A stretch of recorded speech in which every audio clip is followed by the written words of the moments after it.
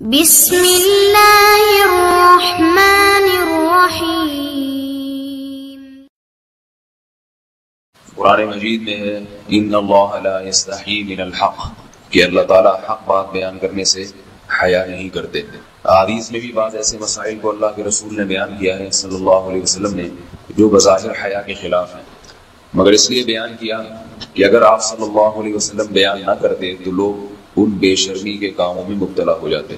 اسی وجہ سے میں بھی ہمت کر رہا ہوں کہ ایک اور ایسا گناہ جس میں لوگ مبتلا ہیں اور وہ ہے حیا کے خلاف، مگر ہے بہرحال شریعت کا مسئلہ اور لوگ اس میں گناہ میں مبتلا بھی ہیں، اس لیے بتانا ضروری ہے۔ وہ یہ ہے کہ لوگ شادی کے بعد بھی آج کی نوجوان نسل زوجہ سے، بیوی سے غیر فطری طریقے سے ہم بستری کرتے ہیں۔ انٹرنیٹ پہ بےہودہ فلمیں دیکھتے ہیں تو جو چیز انگریزوں کی دیکھ رہے ہیں کہ ان کے کلچر آہستہ آہستہ میڈیا کے ذریعے ہمارے معاشرے میں بھی آ رہا ہے۔ اللہ کے رسول صلی اللہ علیہ وسلم نے لعنت فرمائی ہے، ایک روایت میں ہے کہ اللہ اس کی طرف دیکھے گا نہیں کہ جو اپنی زوجہ سے پچھلے راستے سے ہم بستری کرے گا۔ یہ بیماری بھی، یہ گندگی بھی لوگوں میں پھیلتی جا رہی ہے، خاص طور پہ جن کو لڑکوں سے بدفعلی کی عادت پڑ جائے تو وہ زوجہ سے فطری راستے سے ہم بستری نہیں کرتے۔ اللہ نے فرمایا کہ نساؤکم حرث لکم، یہ تمہاری زوجات ہیں، بیویاں ہیں، یہ نسل بڑھانے کے لیے، تو اسی راستے میں انسان اپنی خواہش کو پوری کر سکتا ہے جس راستے سے نسل بڑھتی ہے۔ اس کے علاوہ کسی اور راستے سے اپنی خواہش کو پورا کرنا یہ حرام ہے، گناہ کبیرہ ہے، گندگی ہے۔ ہمارے پاس کیسز آتے ہیں، ایک پاک دامن لڑکی کی شادی ہوتی ہے، لڑکا بھی بظاہر بڑا نیک، لیکن کیا ہے، لڑکا چونکہ ٹھرکی ہوتا ہے، شہوت کا درندہ ہوتا ہے، تو وہ یہ نہیں دیکھتا کہ میں اپنی بری خواہش مٹانے کے لیے میں اپنی زوجہ کو غیر فطری طریقے پر مجبور کیسے کر سکتا ہوں، تو مجبور کرتا ہے پھر اپنی بیوی۔ اس میں جو عورتیں زیادہ پاک دامن نہیں ہو، نیک نہ ہو، یا ان کو یہ ڈر ہو کہ طلاق ہو گئی تو ہم کہاں جائیں گے، وہ پھر اپنے شوہر کے ساتھ اسی غیر فطری طریقے پر آمادہ ہو جاتی ہیں، اور اس کا عذاب اور اس کا وبال یہ ہوتا ہے کہ کچھ دنوں میں ان کو بھی اسی کی لت پڑ جاتی ہے۔ انسان جب بھی کوئی غیر فطری راستہ اختیار کرتا ہے، آخرت کا عذاب تو بعد میں، دنیا کا عذاب یہ آتا ہے کہ پھر اس کو لذت فطرت میں آتی نہیں ہے، پھر جو راستہ اللہ نے رکھا اس کو لذت نہیں آئے گی، وہ گندگی میں ہی گھسنے کی کوشش کرے گا، اس کی بھی فطرت خراب ہو جاتی ہے، اور جس کے ساتھ یہ بدفعلی کی جائے اس کی بھی فطرت خراب ہو جاتی ہے، وہ بھی پھر کسی کے قابل نہیں رہتے۔ تو اپنے جان پر رحم کرنا چاہیے۔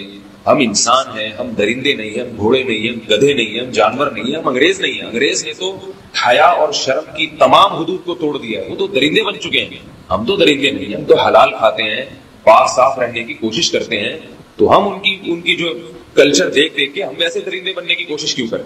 تو یہ بہت بڑا وبال ہے، بہت بڑی برائی ہے جو ہمارے معاشرے میں آہستہ آہستہ جڑ پکڑتی جا رہی ہے، اور اس سے بیماریاں بھی پھیلتی ہیں۔ غیر فطری طریقہ ہے، بیماریاں بھی پھیلتی ہیں۔ ایسے کیسز آتے ہیں کہ جناب مرد مجبور کر رہا ہے بیوی کو، اور وہ بیوی جو ہے ساتھ نہیں دیتی تو پھر اس کو طلاق کی دھمکیاں دیتے ہیں، ایسے کیسز بھی آتے ہیں۔ اور یہ بھی آتا ہے کہ مرد جب اپنی بیوی کو غیر فطری طریقے پر مجبور کرتا ہے، بیوی آمادہ نہیں ہوتی، تو مرد پھر یہ دھمکی دیتا ہے کہ بھائی میری خواہش تو تم سے پوری ہوتی نہیں ہے، پھر میں دوسروں کے پاس جاؤں گا۔ تو یاد رکھیں، جس عورت کا شوہر یہ دھمکی دے اس کو کہ میں زنا کروں گا اگر تم نے میری خواہش پوری نہیں کی غیر فطری طریقے سے، تو عورت اپنے شوہر سے کہہ دے کہ جاؤ تم کہیں اور جا کے منہ کالا کرو، تمہاری فطرت میں گندگی ہے تو یہ مجھے گندا بنانے کی کوشش نہ کرو، اس کو زنا کرنے دیں، وہ اللہ آخرت میں اس سے بھگتے گا۔ ہر بیماری کا اللہ نے علاج رکھا ہے۔ اللہ کے رسول صلی اللہ علیہ وسلم نے فرمایا، صحیح بخاری کی حدیث، ما انزل اللہ من داء الا انزل له دواء، کوئی بیماری ایسی نہیں ہے جو اللہ نے نازل کی ہو اور اس کے لیے دوا نہ رکھی ہو دنیا میں۔ تو اگر کسی کو ایسی لت پڑ گئی ہے غیر فطری کام کی تو اس کو چاہیے کہ وہ اپنا علاج کرائے، ڈاکٹر سے بھی رابطہ کرے، اور سب سے بڑا علاج یہ ہے کہ کچھ وقت صبر کرے گا، چھوڑ دے گا کچھ عرصے کے لیے، تو خود بخود آہستہ آہستہ صحیح ہو جائے گا۔ ایک آدمی شراب کا عادی ہے، ایک علاج نہیں ہے کہ ڈاکٹروں سے رابطہ کرے، بہتر علاج نہیں چھوڑ دے، کتنے دن تڑپے گا؟ ایک دن، 2 دن، 3 دن، 4 دن، 1 ہفتہ، 2 ہفتہ، بہت زیادہ سال ہو جائے گا نا، اس کے بعد خود بہت ٹھیک ہو جائے گا۔ سگریٹ کا عادی ہے، چھوڑ دے گا، تو کتنے لوگ ہم نے دیکھے ہیں دن میں 20 سگریٹ پیتے تھے، چھوڑنے پر آئے تو بالکل ایک دم چھوڑ دی انہوں نے، آہستہ آہستہ کر کے چھوڑ دی، لیکن تکلیف ہوئی مگر عادی ہو گئے۔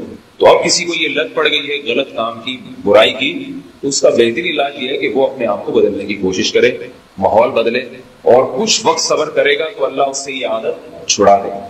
نہیں کی، صبر نہیں کیا اس نے، پھر اسی گندگی میں موت واقع ہوگی، پھر آخرت کا عذاب بہت سخت، نسلیں برباد ہو جاتی ہیں اس عمل سے انسان کی۔ تو بات حیا کے خلاف ہے، مگر یہ کہ ایک بزرگ تھے، وہ بات فرما رہے تھے تو کسی نے پوچھا کہ حضرت آپ حیا کے خلاف بات کرتے ہیں، تو انہوں نے فرمایا تم بے حیائی کے کام نہیں چھوڑتے، ہم اس چھڑوانے کے لیے بات کریں تو ہم برے ہیں، اور تم کام کرو تو بھی برے نہیں.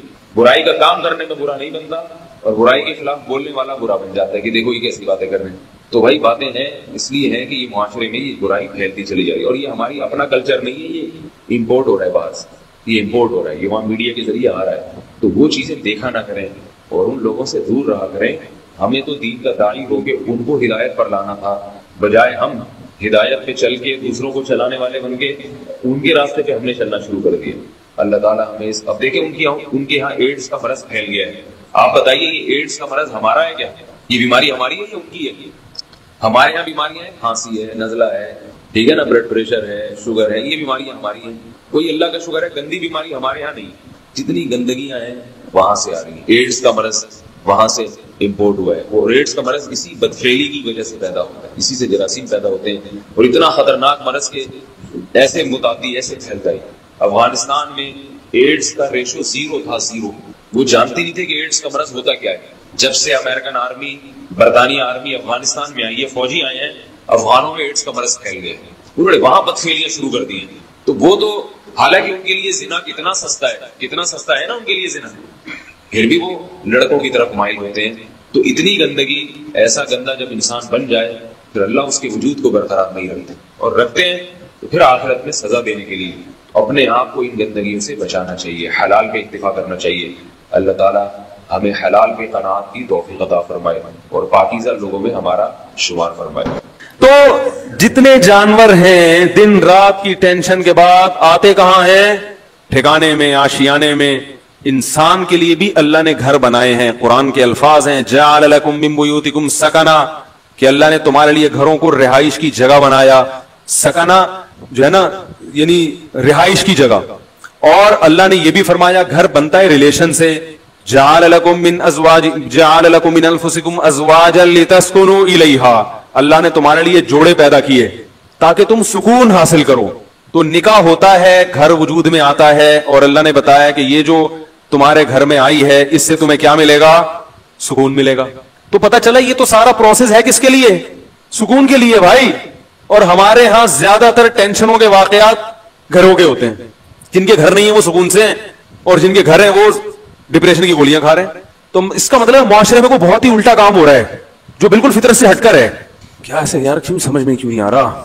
دیکھو روٹی پیٹ بھرنے کے لیے ہے نا، روٹی سے پیٹ نہیں بھر رہا، مطلب وہ بہت ہی کچھ ایسا چیز آپ نے کھائی بھی ہے، یہ کچھ ایسا لائف اسٹائل ہے کہ آپ کا تو میدا ہی الٹا کام کر رہا ہے.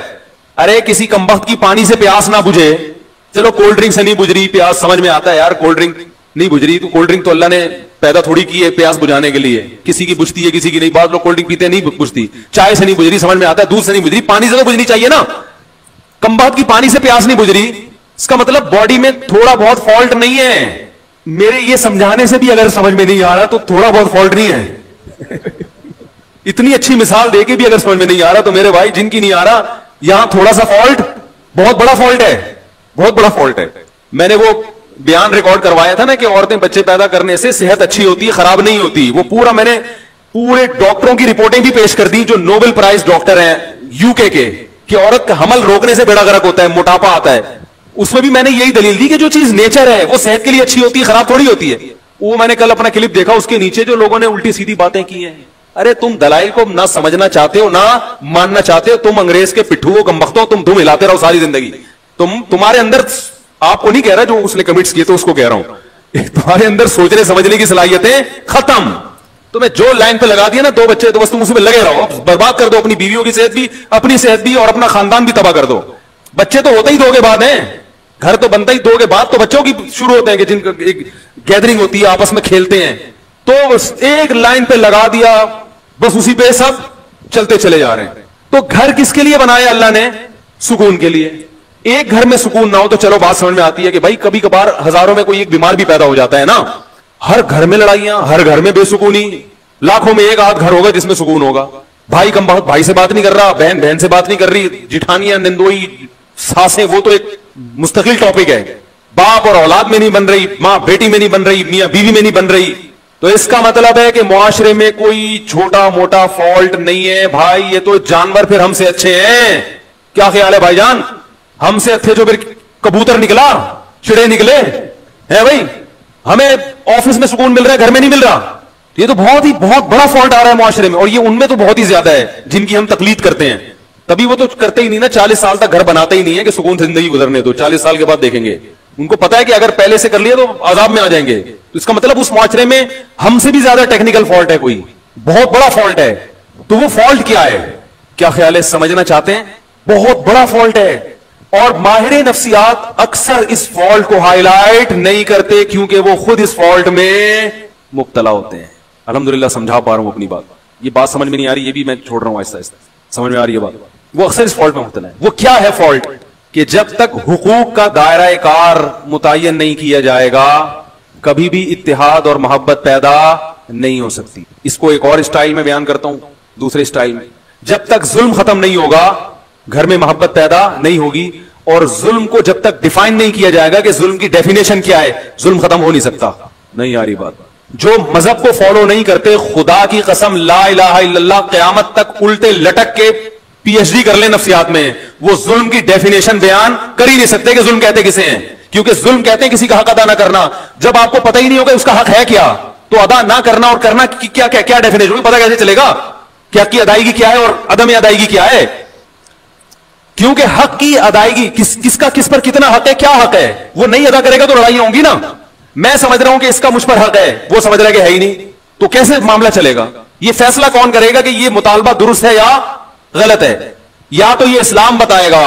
اسلام اگر نہیں بتاتا تو پھر پوری کائنات بیٹھ کے یہ ڈیفائن ہی نہیں کر سکتی کہ کس کے کس پر کیا حقوق ہے, اس میں اختلاف پیدا ہوگا. بعض دفعہ کلچر بتاتا ہے کہ کس کا کس پر کیا حق ہے, وہ کلچر غلط بتا رہا ہوتا ہے, ساری دنیا کہہ رہی ہے کلچر غلط ہے. دیکھو کلچر تو یہ کہتا ہے عورت کو چاہیے کہ جہیز لے کر آئے, کیا خیال ہے, کہتا ہے کہ نہیں کہتا؟ لیکن ساری دنیا کہتی ہے یہ کلچر غلط کہہ رہا ہے. انڈیا میں جہیز نہ لانے پر جلا دیا گیا بہوؤں کو, ایسے واقعات ہوئے, اس لیے کہ وہ کہہ رہے ہیں ظلم کی ہمارے جہیز کیوں نہیں لے کر آئی. ملکی قوانین بعض دفعہ بتاتے ہیں, تو ملکی قوانین عاجز ہیں یہ بتانے سے کہ کس کا کیا حق ہے. آپ پوچھ لو جو لا ہے نا, آپ بولو بھائی یہ نہیں چاہیے, یہ نہیں چلے گا گھر میں. اختلاف اور لڑائی کو ختم کرنے کے لیے سب سے پہلا اصول یہ ہے کہ آپ کو یہ پتا ہونا چاہیے, باپ کو یہ پتا ہونا چاہیے کہ بیٹے کے اوپر میرے کتنے حقوق ہیں. میں اس حد تک بیٹے کو اپنا پابند بنا سکتا ہوں, اس سے آگے مجھے اللہ نے حق نہیں دیا, اس سے آگے یہ خدا نے میرے بھی اختیارات سلب کر لیے ہیں. شوہر کو پتا ہونا چاہیے بیوی کو میں اس حد تک اپنا پابند بنا سکتا ہوں, اس سے آگے کام میں اس سے بولو بھائی نہیں لے سکتا, یہ میرا رائٹ ہی نہیں ہے.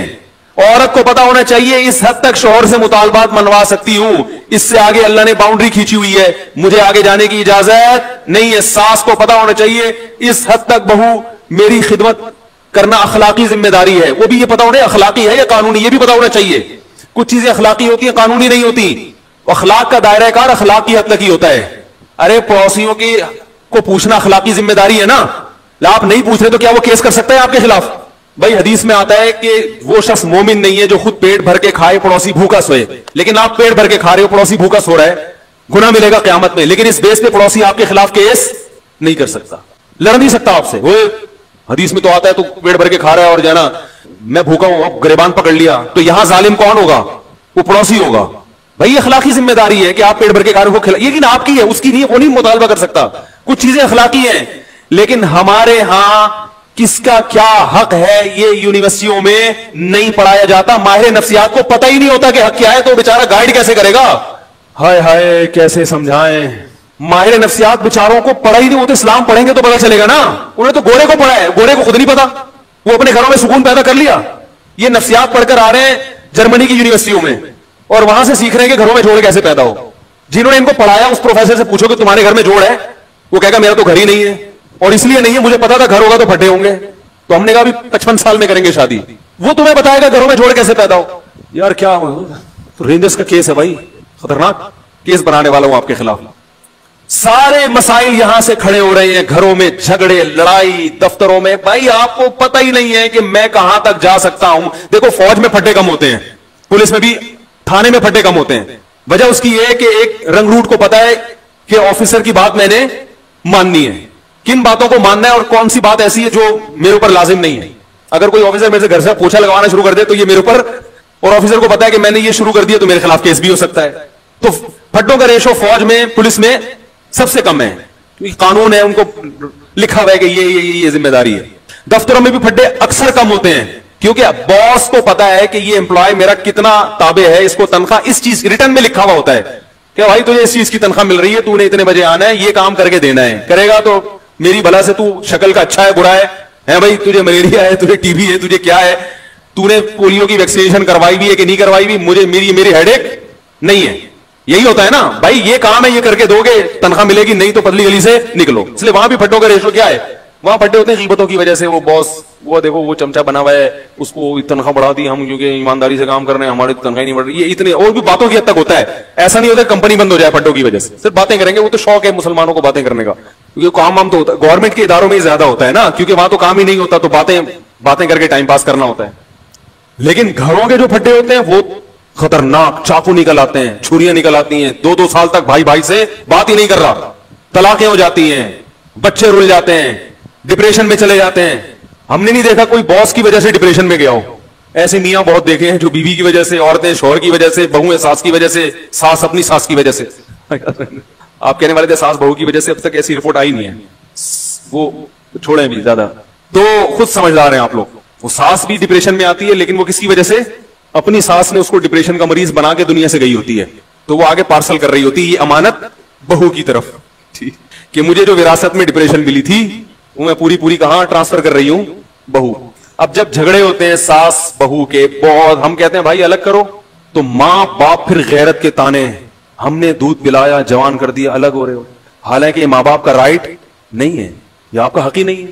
بیٹا جوان ہو گیا, بالکل الگ رہ سکتا ہے, وہ نہ رہے اچھی بات ہے, ساتھ میں جو برکت ہے وہ لے, لیکن یہ وہی ہے اخلاقی کچھ اور چیزیں ہوتی ہیں. لیکن پڑوسی گریبان تھوڑی پکڑ سکتا ہے آپ کا کہ بھئی حدیث میں آتا ہے تو مجھے کھلایا کرو, تو کھلاؤ.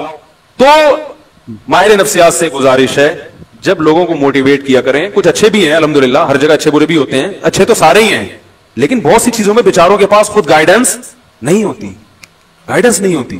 وہ انگلش کے الفاظ گھما رہے ہوتے ہیں ایکچولی یوں وغیرہ وغیرہ, مجھے تو اتنی انگلش نہیں آتی. تو بات صحیح ہونی چاہیے, چاہے انگلش میں ہو یا اردو میں ہو یا پنجابی میں ہو. لوگ زبان کو دیکھ رہے ہیں آج کل, اسٹائل کو دیکھ رہے ہیں, باتوں کو, کیونکہ فلموں کا دور ہے نا, ڈراموں کا دور ہے, جس کے اسٹائل اچھے لوگ متاثر ہو رہے ہیں. بات کو تو دیکھ نہیں رہے, بات بھی ہو اسٹائل بھی ہو پھر مزہ ہے. کیا خیال ہے, بات بھی ہو اور اسٹائل بھی ہو, اور اگر اسٹائل نہیں ہے تو بات کو زیادہ فوکس کرنا چاہیے. اسٹائل کی اتنی ویلیو نہیں ہے, لیکن بات بہرحال صحیح ہونی چاہیے. تو آپ کو یہ پتا ہونا چاہیے کہ میرے ماتحت جو لوگ ہیں میں ان کو اس حد تک پابند بنا سکتا ہوں, اس سے زیادہ شریعت نے مجھے حق بولو نہیں. یہ سب سے پہلے والدین پر آتا ہے. ہمارے یہاں پتہ ہے سسٹم کیا چل رہا ہے, جس کی لاٹھی اس کی بھینس. بیٹا فرما بردار ہوگا تو باپ اس کو نچوڑ لے گا, بولے کہ ہر بات مانتا ہے, تو اس کی یہی غلطی ہے کہ ہر بات مانتا ہے. کم وقت کہیں نو کر دے تو باپ بیٹے کے پورے معاشرے میں ذلیل کر دیتا ہے, میرا بیٹا میری بات نہیں مان رہا. ارے وہ ہر بات مان رہا ہے. ایک دفعہ ایک ابا آئے مجھے کہنے لگے میرا بیٹا یہ میرا, میں نے کہا یار ایسے بیٹے آج کل آرڈر پہ نہیں ملتے, اتنا نیک ہے. ایک چیز میں اگر اس نے انکار کر دیا اور وہ اس کا حق بھی ہے تو آپ کو تو کہنا چاہیے بیٹا میں, یعنی آپ کو تو اس کا دل جیتنا چاہیے. لیکن چونکہ بیٹا فرما بردار مل گیا تو ابا اس کو پوری طرح نچوڑ رہے ہیں. اگر وہی نافرمان ہوتا تو ابا کہتے صرف 100 میں سے ایک بھی مان لے تو میں خوش ہو جاؤں گا. سیزن یہ چل رہا ہے, صحیح ہے نا, موسم چلتا ہے نا, ابھی آم کا موسم ختم, انگور آ گئے, تو سیزن ہوتا ہے نا, جب انگور ہے تو ہر جگہ انگور ہی انگور نظر آئیں گے آپ. اور یہی حال ابا کا ہے. جب تک ابا آپ کی مجبوری ہے, آپ کے ابا بہت اچھے, پیسے نکلوانے ان سے, جہاں ابا کی ضرورت نہیں رہی وہاں ابا سے زیادہ ٹینشن والا آپ کے گھر میں. جب ابا بوڑھے ہوتے ہیں تو کیسا ستایا جاتا ہے ان کو, یہ ہمارے معاشرے میں اکثر ہوتا ہے. بوڑھا ہونے کی دیر ہوتی ہے بیچارے کی, وہ کھانستا ہوا بھی برا لگ رہا ہوتا ہے, ہر چیز میں وہ کیا لگ رہا ہوتا ہے, برا. یہ جائے گا کب, اور باقی حقوق کو اسی پر قیاس کر لیں. تو یہ جو اللہ نے فرمایا ادخلوا فی السلم کافہ, مکمل اسلام میں داخل ہو جاؤ, اس مکمل میں یہ بھی ہے کہ آپ کو یہ پتا ہونا چاہیے کہ سامنے والے کے مجھ پر کتنے حقوق ہیں. ایک چھوٹا سا واقعہ سنا کے بیان ختم کرتا ہوں. ہمارے شیخ مفتی رشید احمد صاحب بڑے بزرگ تھے, ہم ان کا بہت احترام, ان کے غلاموں کے غلام تھے, غلاموں کے غلام. میں نے حضرت سے کوئی بات عرض کی کہ حضرت کچھ ایسی بات ہے, کچھ گھر سے متعلق. حضرت نے وہ بات مشورے کے لیے کسی سے ذکر کر دی, تو میں نے حضرت سے عرض کیا حضرت یہ گھر کی بات تھی, یہ باہر نہیں آنی چاہیے تھی. حضرت نے مجھ سے معذرت کرنا شروع کر دی, کئی غلطی ہوئی ہے مجھ سے, حالانکہ وہ بات کوئی ایسی نہیں تھی. اب اگر وہ یہ کہتے کہ میں چونکہ بزرگ ہیں, میں بڑا, میں نے کر دی تو کیا ہو گیا, ہم تو کچھ نہیں کہتے, کیونکہ اخلاقی ذمہ داری ہے کہ بڑوں سے اگر غلطی بھی ہو جائے تو معاف کرو. یہی ہے نا اخلاق. اخلاق تو اخلاقی طور پہ تو شریعت ہمیں اسی کا پابند کرتی ہے. لیکن یہ ان کا بڑا پن کہ وہ جانتے تھے کہ بھائی یا اس سے آگے، حالانکہ کوئی ایسی بات نہیں تھی، لیکن جس سے کی وہ مجھے پتا تھا کہ میرا دشمن ہے. تو کسی کا راز فاش کرنا یہ باپ کے لیے بھی جائز نہیں ہے کہ اپنے بیٹے کا راز، بولو نا، باپ کے لیے بھی جائز نہیں ہے کہ اپنے بیٹے کی غیبت کرے، ماں کے لیے جائز نہیں ہے کہ اپنی بیٹی کی غیبت کرے. ہاں بیٹا ظلم کر رہا ہو باپ کے اوپر، واقعی واضح ظلم ہو، پھر اپنا غم ہلکا کرنے کے لیے اپنے کسی بہت ہی کلوز آدمی کو وہ اپنا غم بتا سکتا ہے، یا کسی سے مشورہ لینا ہو کہ بھائی بیٹے میں یہ جرم ہے، تو مشورے کے طور پر کسی ایسے آدمی سے جس کے بارے میں یقین ہو کہ یہ راز فاش نہیں کرے گا. آج دیکھا ہے باپ اپنے بیٹے کی برائیوں کو لوگوں کے سامنے بیان کر رہے ہیں، یہ غیبت ہے بھائی. یہ تو کسی غیر مسلم کی غیبت جائز نہیں ہے تو بیٹے کی کیسے جائز ہو گئی؟ بہت مشکل ہے. بیٹے کی غیبت بھی جائز نہیں ہے، ماں کے لیے بیٹی کی غیبت بھی جائز، اور بیٹے کے لیے باپ کی تو اور زیادہ گناہ ہے. لیکن یہ گھروں میں ہو رہا ہے. جب بیٹا سنے گا کہ میرا ابا فلاں فلاں کو پکڑ کے میرے بارے میں برائیاں کر رہا ہے، تو اس کا مطلب پھر گھر میں سکون، بولتے کیوں نہیں ہو سکتا، پھر نہیں ہوگا. اس کے دل میں ایک نفرت کے جذبات پیدا ہوں گے. ہم تو یہی کہیں گے بھائی باپ ہے صبر کرو، لیکن بہرحال نفرتیں پیدا ہوں گی اور لڑائیاں ہوں گی. پھر جب باپ کو سمجھایا جائے اور وہ تکبر میں آئے کہ نہیں میں نے کر دی تو کیا ہے، اس کا مطلب فالٹ کہاں ہے؟ آپ میں. سمجھ رہے ہیں ٹیکنیکل فالٹ کس میں ہے؟ اس لیے اسکرو پانے لے کے بیٹھا کریں، جہاں کہیں فالٹ نظر آ رہا ہے اس کو فوراً ٹائٹ کروا لیں. اور یہ علماء سے ٹائٹ ہوتے ہیں، فوراً پوچھیں حضرت اس میں بتائیں غلطی پر کون ہے.